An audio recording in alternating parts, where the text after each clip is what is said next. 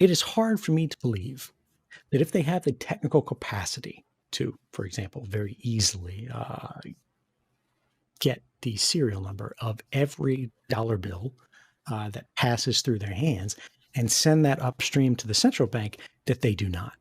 Edward Snowden, the controversial figure who leaked highly classified information from the National Security Agency, or the NSA, in 2013, which revealed numerous global surveillance programs, gave an extensive interview to Marta Belcher of Filecoin Foundation for Camp Ethereal 2022. He discussed two interesting topics: how governments view crypto as an evolving threat and how crypto transforms power relationships. He detailed how the use of the dollar, from a surveillance perspective, is a public-to-private transaction, meaning once we use the dollar, it's put on a ledger and the private, government, can't see every transaction and use that information. But with crypto, and why the government is freaking out about it, is because now crypto provides a public-to-public transaction, which is to say, we all have the same information and can use it how we see fit. Listen to what he has to say. Every dollar bill, right, is serialized. And when you go to very expensive bank machines at very sophisticated banks, and it counts all the bills and whatnot, they might check all of these dollar bill serial numbers in their machine locally to make sure they don't repeat, right? But they weren't particularly networked. Now, all of these machines that you can buy commercially yourself, just for a cash counter at home, have optical character recognition that photographs every bill, like scans every bill very rapidly, because they're counting hundreds of bills in different spectrums, right? It'll take like a UV shot, an infrared shot, a normal optical shot. And they look at things like the little anti-counterfeiting bands on there. They look for reflectivity to make sure that these are legitimate bills. But they also look at those serial numbers. And actually, in the machine itself, it populates a database of every bill that it has scanned in a format that is designed to be networked and shared to any other ones these have. And I have a suspicion. This has never been sort of publicly established. I'm not even aware of any reporting that's going into this. I may have just missed it. When you think about the way, at least the U.S.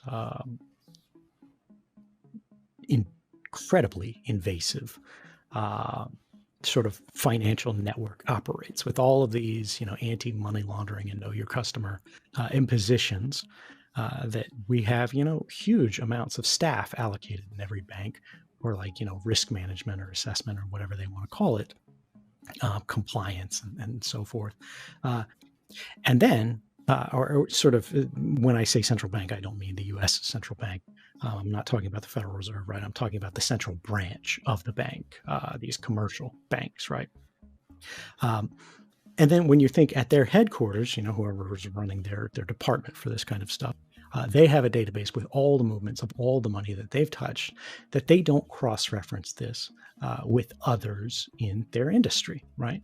And if they're cross-referencing this with others in their industry, it's very likely that they're also sharing this information with the government.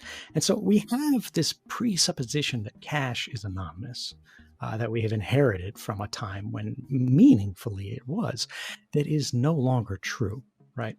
And when you think about sort of Bitcoin having a public ledger, well, once a dollar enters the banking system, there is a private ledger that is available to the people who are performing financial surveillance. So it's really just private to the public, but it's public to the prominent, shall we say. And I think this is where a really sort of interesting change is happening with cryptocurrencies that exist today and cryptocurrency with where it's headed. As it is today, these sort of serialized physical currencies are universally tracked and monitored, right?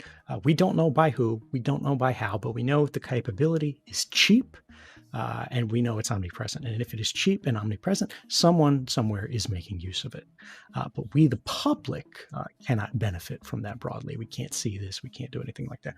Whereas when you look, for example, like on the Bitcoin blockchain, that public ledger is an even playing field. Yes, you get chain analysis people and whatnot who are, doing fairly devious things with it.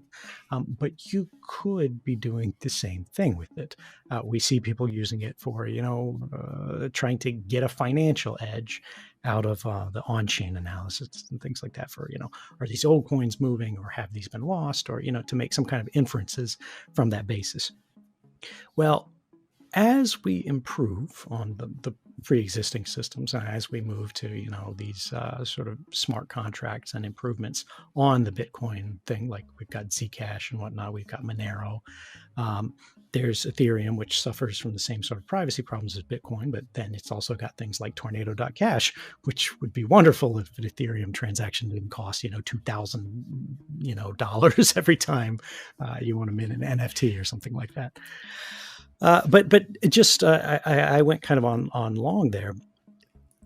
What people are really missing as they get down in the weeds is how transformative the power relationships, or how much the power relationships are going to transform as we move from these legacy technologies to these sort of future decentralized technologies. The risk is very easy to illustrate. If you remember cartoons, like the DuckTales Scrooge McDuck, there's one guy who's got a giant vault full of coins and dollar bills and things like that.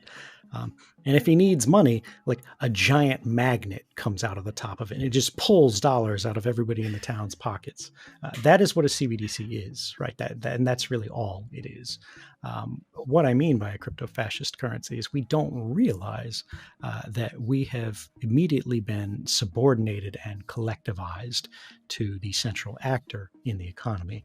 The dollar is that today in its electronic form. But the cash sort of physical legacy form of it, while it does have all of these sort of limitations that I mentioned as it enters sort of the complex financial system, when you go down to McDonald's, right, who knows, actually, McDonald's is a little too sophisticated these days. Maybe I shouldn't use that example. When you go down to the bodega, right, or the deli, and you buy a ham and cheese, the guy who presses the button on the register that's been there since 1975, and, the till pops out and he puts the dollar in and gives you another dollar back, that still works regardless of what the government is interested in. As we move towards increasingly electronic versions of cash, and we are using electronics and electronic platforms and electronic accounts and centralized services, those permissioning gates that I mentioned before, our freedom from permission becomes ever more finite and ever more limited. And increasingly, we're being asked to step more through these gates. And that is a tremendous concern. What do you think of Snowden here? Leave a comment. If you found value in the content, please like the video as that greatly helps the channel. Don't forget to subscribe, and we'll see you in the next one.